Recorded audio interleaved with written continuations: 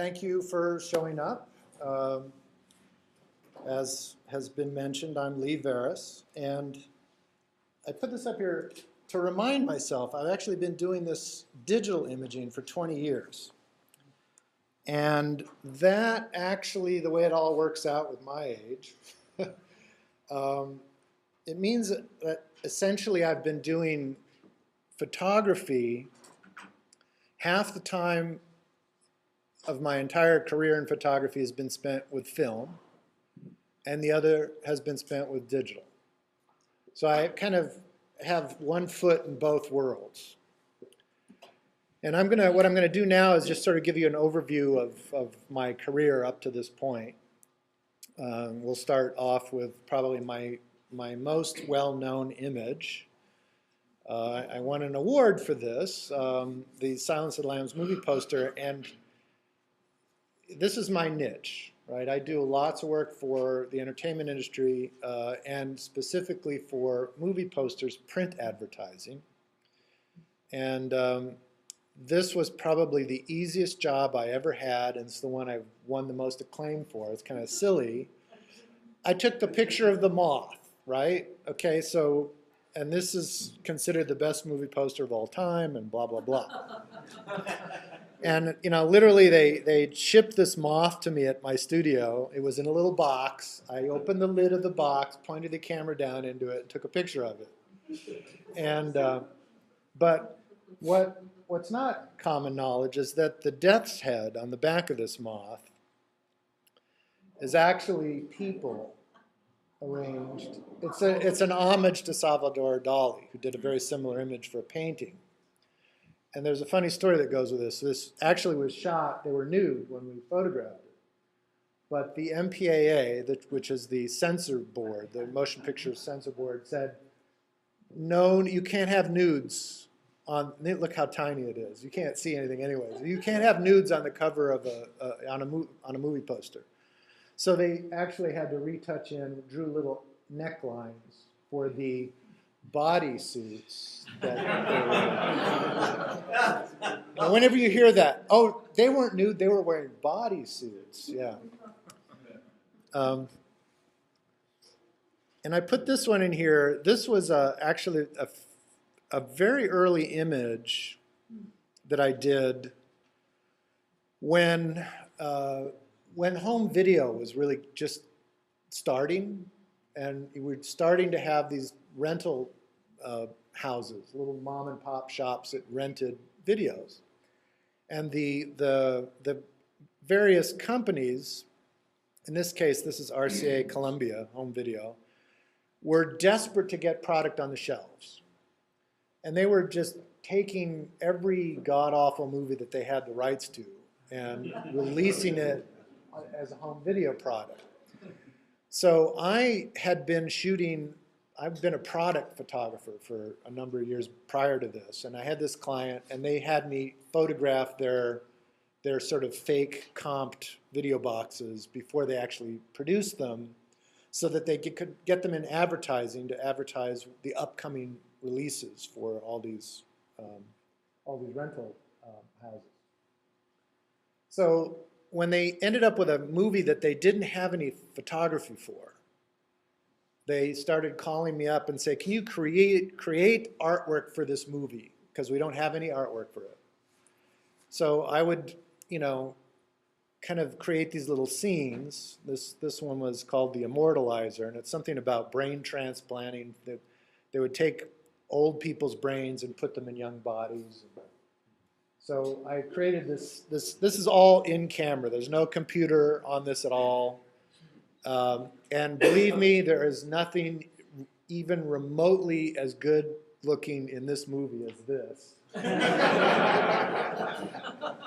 This movie was dreadful, but this is what they used to do.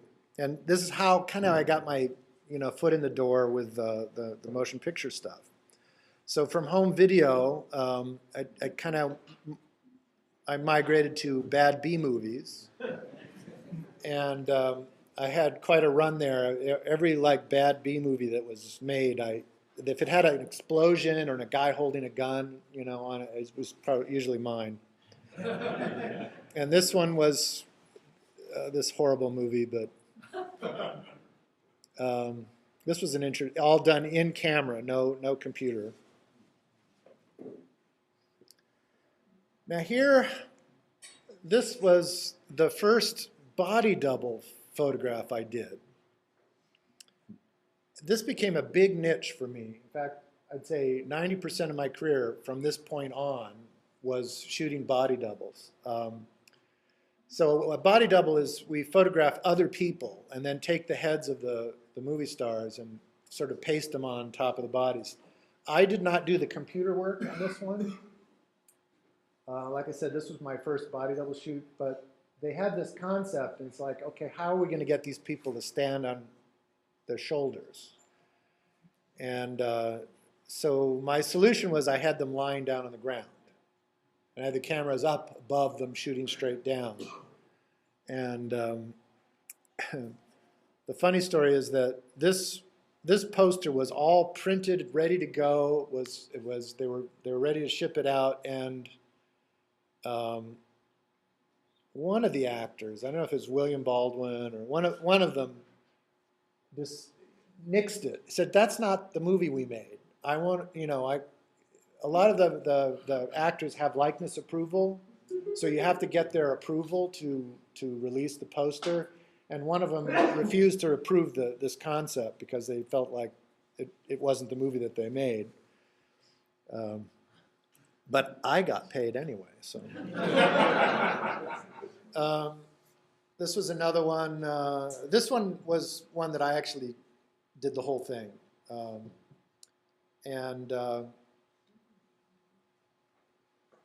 So yeah, assembling the photograph, and the background is digitally composited in, and the head is dropped in on top of the body. This is a funny story. I was hired to shoot the body double because Harrison Ford is very particular about the photos that get used.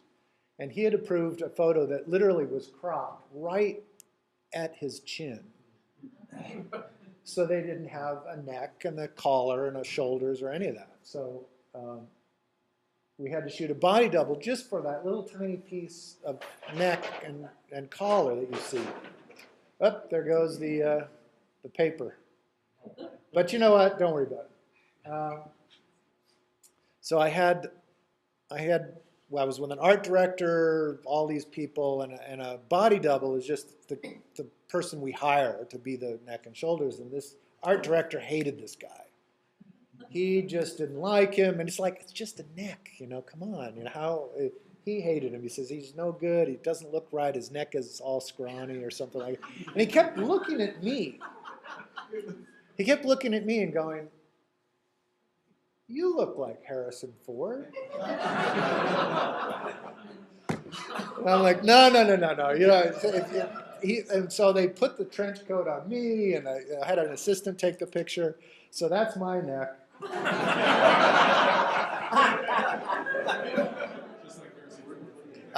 My neck looks just like Harrison Ford. Oh yeah, right. Yeah, I wish. I got paid for the photo shoot. Believe me, I made more money than the body double was made. Tell the story to me, please. Excuse me, Lee. Yes. Why don't they use their bodies? Why do they do that all the time?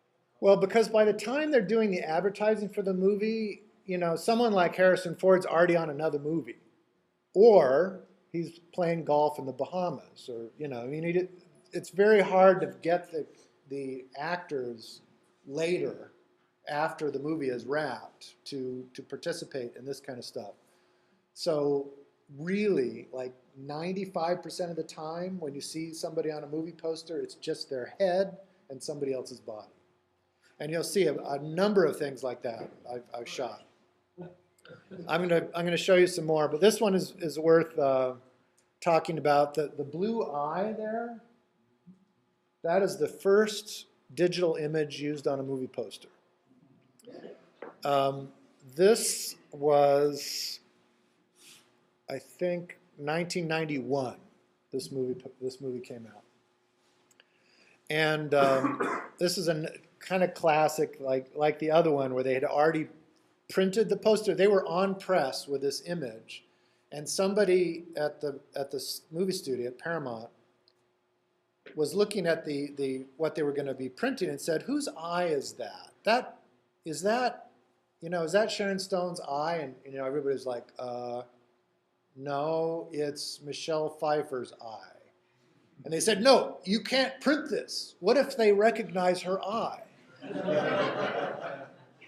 So I get this panic call from the agency because they're on press with this thing. They're ready to go, and it's like they don't have any time. And he calls me up. He says, "I know you've been experimenting with digital capture.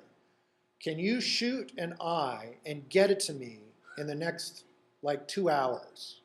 And I said, "Yeah, no problem. It's digital, So it was like a 2-megapixel digital camera that I had. I shot the eye. I was the hero of the day. And then from then on, I started getting more and more trying to promote digital capture into the movie posters. And So whose eye was that?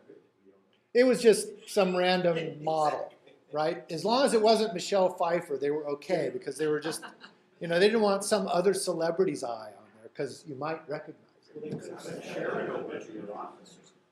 Oh yeah, good luck. Yeah.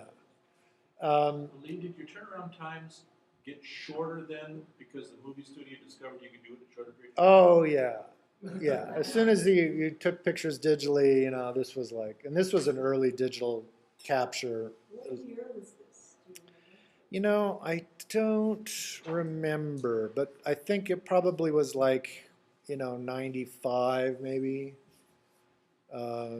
94, something like that. And I didn't do the computer work on this. I have to point that out because I think that Eddie Murphy's head's too big for his body there. Just something a little off about that. But I photographed the bodies, the two gentlemen on either side. That's Bernie Mac, by the way, on the right. Before he was a big star. And I met him in his house. Really nice guy. Incredibly nice guy. Anyway, 6-megapixel camera for this movie poster. Okay, so this was an interesting project for this Wild Wild West. And the deal here is that this is all computer CGI, and they were going to make this huge banner, put it in the theater lobbies. And they were having trouble making these figures look right. So the agency said, that they just, in the computer rendering, they looked fake. So, right, this is my life, right? They obsess over these crazy things. So they said, can you take a picture and we'll just draw. So with digital, of course, it becomes easy to photograph. I have to photograph these figures in exactly the right position so they can just sit on top of the pre-existing computer rendering. So this is what it looked like in the studio. And I shot it against a kind of a golden seamless so that I could get the wraparound light to match the coloring of this environment. And the reflections on the shoes have to match up the flames on the machine. So I would photograph them and then drop them into the image, check the position, and then make an adjustment, photograph them again, drop them in the image. I was a big hero for this. This hand? The hand is holding a little monofilament, and it's pulling on this scarf to make it, Are they sitting on a 2x4? Yeah, basically they're sitting on a 2x4. I was not very popular with these guys.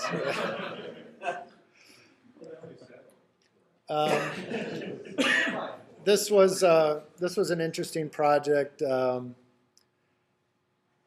This is a photo mosaic, and all the little pixels in the image are from the unit photography, or the stills that were taken on the set. So the whole movie is told in these tiny little, pixels. And my job was to crop everything into squares. I had something like 3,000 images I had to like crop, and they also used some of my images to expand it out, have enough like for the blue area around the outside is a lot of my sky shots and stuff. But anyway, that was a kind of tedious project, but it was kind of cool, the end result. This is a body double shoot. Now,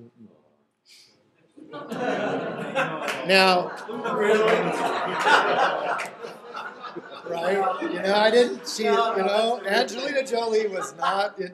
But I got to tell you, it's really sometimes it gets tough because you remember somebody like this has likeness approval. So, and you know, like I shot body doubles for Eddie Murphy, and you know, it's like you have to find a body double that has a better body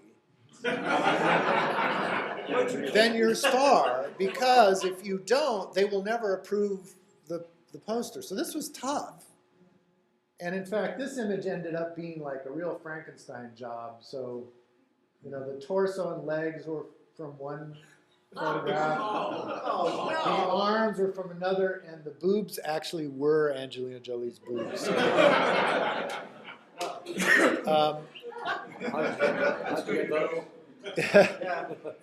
They had done I think actually David LaChapelle I think did the photo shoot for this, and it was they did a special shoot with Angelina Jolie in Iceland where they were filming, and but they didn't get a lot of action shots of her. They got a lot of shots of her standing around looking beautiful, and they wanted to have this action, a lot of action in it. So I had to find a body double. We found a kickboxing aerobics instructor who had this awesome, you know, muscular body. And, but in the end, David LaChapelle's photographs were shot on film, 2.25.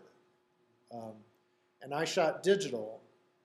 And the digital file, this is a 6 megapixel digital camera, was sharper and had less grain, had no, you know, there was no noise, and it was sharper than the film. So they actually had to kind of add grain and soften the digital file to make it match the head. And after that, it was pretty much, they were all over it. It was like, okay, you know, we're shooting digital from now on, because it was clear that it actually looked better than film. So this was almost like a career for me. One, you know, variation after another. They pushed this in a big way, and the movie flopped. This was a bus shelter, a very, very high resolution image. And it's a super Frankenstein composite. Here, because we're not seeing the head or the face, this is the body double, you know, with a ponytail pasted on. For a while, I was the unofficial photographer for the Starship Enterprise. So every Star Trek movie poster, the picture of the ship was something that I photographed. And in this case, I also I photographed a clay model of this sort of monster face that apparently was a character in the movie. You did that work and didn't see the movie? I didn't see this one. I saw this one. Yeah, I mean, by the time this one came out, I'd lost interest, you know. But this one, they always ended up using the ship really small in the movie posters because, of course, it's all about the big heads, you know. But this particular one, I mean, usually it's like a little model like this big, and I photograph it. Actually, I think for this one, it was literally a toy that I bought from the Paramount store. And this one, however, they flew me up to Industrial Light and Magic, and they had built this incredible model. The saucer was 6 feet in diameter. The length of the ship was 10 feet. All the little room windows, all the kind of lights around the saucer were, behind each little window was a 35 millimeter slide backlit of a room interior. It was crazy, you know. And John Knoll was the special effects supervisor, and he had, I guess, leftover money in the budget. He said, "Hey, let's build a cool model." They hardly, they hardly used the model in the movie because it was everything was CGI. But he built this model just to see and compare, see what would work better. And they hardly used it at all. But it was amazing. It was just stunning. And sometimes I do, or actually a lot of times I do work that never makes it to a movie poster. This was a comp for a movie called Event Horizon, and it's kind of a science fiction thing. I never saw it, so I can't really tell you much about it except that it had something to do with the devil and, in a ship. I don't know. Anyway. I do, a lot of times I photograph one little element and then kind of put things together from scrap. So these heads were from the unit photography on the set. They always hire a still photographer to just take grab shots. The thing that I photographed was the guy running, the silhouette with the guy running with a gun. This was a kind of well-known image for me. This was an October 1995 issue of National Geographic. There was an article on the information revolution, which was all about computers. And they had the idea to get, 100 monkeys typing Shakespeare. So Typing on the comments. huh? I see those people every day on the comments. Well, anyway, so this is Which state legislature is that? yeah, really. This is all one chimpanzee named Archie, a little. No. Anyway, the National Geo photographer came into my studio, rented my studio, and had no clue how to do this, how to make this happen. So I kept giving him suggestions, and he finally turned to me and said, "Do you want to do the computer work on this?" So this was like a 2-month project, and so each chimp is composited in individually. I had to end up with 100. They specified there has to be 100. And so I'm working this up, and after about 80 or so, you're starting to lose count of all of them. And you can see each one is working on a simian version of Shakespeare, and we changed all the text and put it into these were prototypes for what later became the iMac, actually. And this was a balsa wood model that Apple sent over. And everything, to make it look realistic, I had to be very careful about cast shadows, and but the perspective was kind of forced because they wanted to be able to read the chimps. So as the chimps go in the background, they're a little too big for realism. But and I'm just going to blast through some of these things. It's just other examples of image compositing. Photography and image compositing. This is for a dance group. This was an idea for a corporate capabilities brochure for a big photo lab that did digital scanning and stuff. And they didn't like this one, which was my favorite. They went with this one.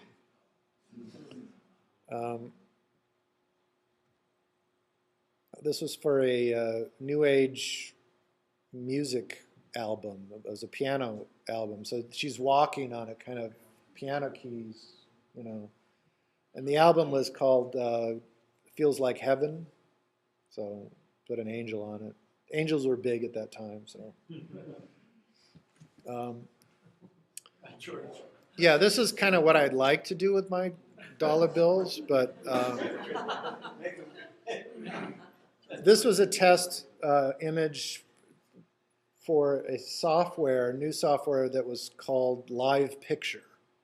And this was touted as the Photoshop killer. And it was really interesting, sophisticated software, but they couldn't really compete against Photoshop. So now live picture is dead picture. But I used it quite a bit. It had a unique capability to work with super high-res files in real time with very little RAM. It was very trick software, and it's kind of too bad. The Alice in Chains Jar of Flies. I did the album cover, and this was a billboard ad with the flies coming out of the jar. And the agency had seen the National Geographic monkeys, so I was sort of the multiple animal person, right? So they wanted to have all these flies, and I shot a bunch of flies and composited them and blurred the wings to make them look like they were flapping, and even made little fly stamp brushes so I could put, because they kept asking for more and more flies. More flies! We want more flies! And I did some stuff for 101 Dalmatians. For a while, I was like the multiple animal person. And this is kind of a personal thing, was for stock.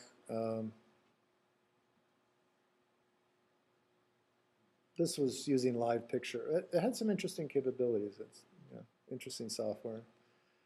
I have a weakness for dancers, especially dancers that take their clothes off. But this is actually a composite. The big red thing in the background is blended in. It's just just this piece up here that she's actually throwing up there.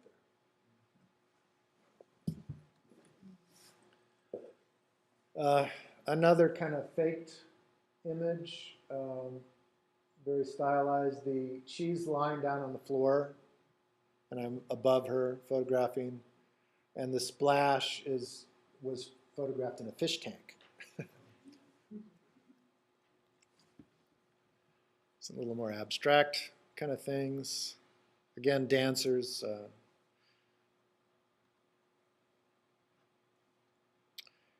This is, before I got into the entertainment photography, I was a still life photographer, and I actually kind of made the transition to digital, after I'd stopped, shooting still lifes. But I decided to experiment, and I developed a way of lighting in layers to build up, kind of impossible lighting. So this has this very kind of painterly feel. And essentially what I would do is shoot separate elements. The camera's locked down on a tripod, and I would shoot just lighting the background. And then I could just put the sky in as a layer above that and multiply it. So the sky could darken everything except the already too dark, bottles. And then I would shoot layers and layers and layers of lights coming from different direction and blend them in on top of this. So it's a really cool way of you just keep screening the light source in and blending it. You could create really cool, impossible lighting situations. And I experiment a lot with kind of multicolored light sources. Or actually, as the case may be, they were actually white light, but you could get it to go into the individual channels rather than through the whole image, and you could get these interesting false color effects.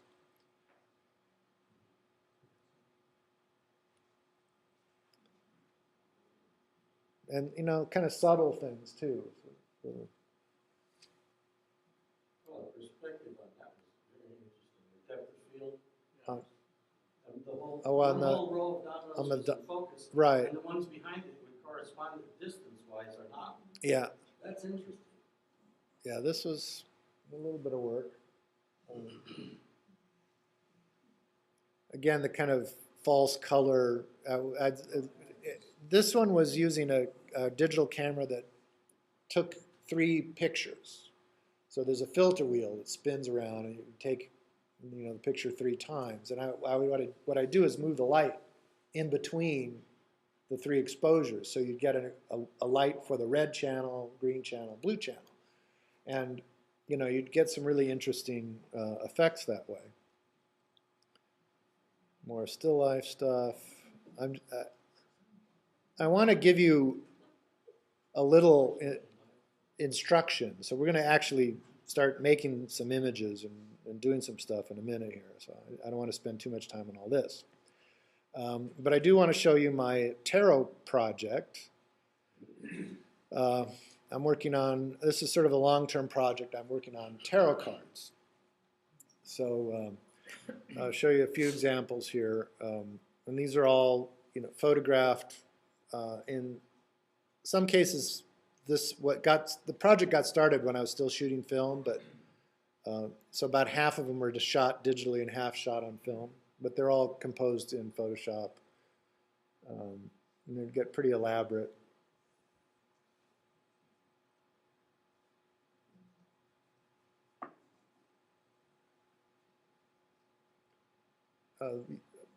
Usually the environments are created in 3D software and the people are photographed in the studio,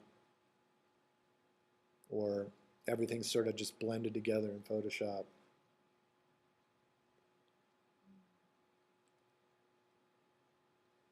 So I'm still working on this project. There are like 74 cards in a tarot deck. It's a lot of cards, and I've only done 22 so far.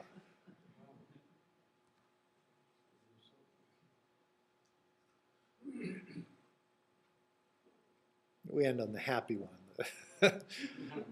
So that's the URL, but you can get to it from my website, which is varis.com. There's a few kind of in studio little sort of breakdown of how some of these shots are created. This was done for Tomb Raider. Was one of the shots for Tomb Raider. You can see the flags are protecting the camera from the backlights, which are giving me this sort of rim lighting. Here's what the shot looked like.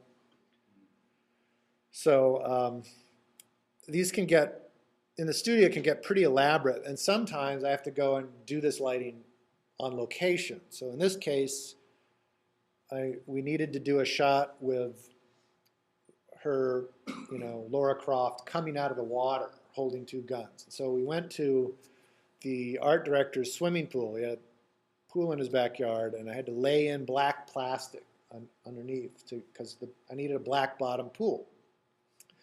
So here I'm like, you know, rigging lights and backgrounds, and we spent all day rigging this stuff. And then we would shoot at night. So when it got dark, I finally got the model in the water, and here I'm giving her some last-minute directions. You can see the plastic bag is covering up the strobe pack. So water and electricity don't really mix very well, so you got to be careful. And here's the shot.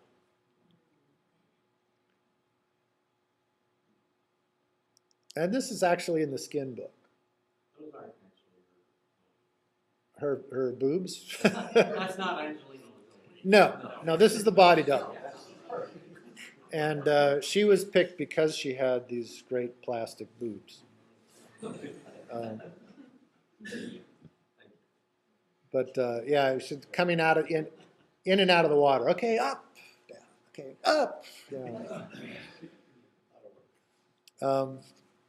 I like to use trampolines a lot. It's actually interesting and we did this a lot for Tomb Raider to get these action poses. And in this case, I wanted to simulate her underwater because there was some scene in the movie where she was underwater, and we were going to make a spear gun type of thing. But I had her jumping on the trampoline, and then this is kind of how it got, you know, faked in. The hair was photographed separately and pasted on, all these bubbles and the water, everything was kind of blended together in Photoshop. So Lee, when she was on the trampoline or up in the air, how fast were you shooting? Roughly? 7? Well, 10? the thing that's stopping the action here is the strobe duration. Oh, I see. So the shutter speed was probably 100th or something, but it didn't matter because the strobe light is so brief. It's like 1,000th of a second. it stopped the action, no problem. This was a recent project I did for a video box cover. So now I've graduated from movies to video games. This is for a Dance Dance Revolution. It used to be an arcade game, and it came out on all the multiple game platforms. So we did a lot of action shots. We got some really great dancers, and this is all shot while they were moving to just get the right, look out of it. And yeah, we got some pretty cool action shots. And then this is what they did with it for the package design. And now I'm going to show you, this is a little teaser. I can't really talk to you too much about this. This was something I shot right before I came to Arizona, about 2 weeks ago. This is a miniature. This is a model, a G gauge, model train, but we had to simulate a train wreck, and the security. This is a Spielberg movie that's going to be coming out, and the security on his stuff is ridiculous. It's like they don't leak anything out. So they had a teaser trailer made, but there was no photography available to create this. What the ad agency wanted to do was, one of the central events in this movie is this train wreck. So they, like, how do you create a train wreck on, like, no budget, right? So, and this is, I get called in to solve these kinds of technical problems. So, the solution was to do it as miniature and just light it and make it look cool. And this is just a preliminary slap together just to see what it would look like. And they'll jazz it all up and put more stuff in it and titles. And, this thing won't be as big in the frame. On the movie poster, it'll probably be a small little thing. Yeah, actually a lot of the light on this is little flashlights that I painted on over the set. And I put a little flashlight inside the model train. The beam is photoshopped in, but the light is all, you can't really Photoshop lighting, so, Anyway, the movie's called Super 8. That's all I can say. I'm under NDA. I'm not even supposed to talk about it. This is my third book, and I encourage you all to pick up a copy. So I talk about the zone system and how it's, how to apply it to digital photography, and there's a lot of stuff about post-processing enhancement in this book, which I'm going to get into, but today I'm mostly going to be talking about people, and for that you should be looking at the Skin book. This is the current edition, which is the second edition. This was my second book, and this is now the second edition of my second book. The first book was called Digital Photography for Graphics Professionals, and it's out of print now. I want you all to go to my Facebook page, search for Varis Photo Media. That's how you'll find it. And when you get on this page, there'll be a little, I can't see it because I've already liked myself. There'll be a little like button. Click the like button. And then sign up for my email list, and you'll be sent to a page where you can download a free PDF step-by-step tutorial on the zone system. So for those that are interested in that stuff, I encourage you to do this. Remember to click the like button. There's cards over here. Yeah, I have, if you all got a card, it has the URLs and all that kind of stuff. So my website is varis.com. My blog, which I update regularly, is blog.varis.com. So I encourage you to go to those.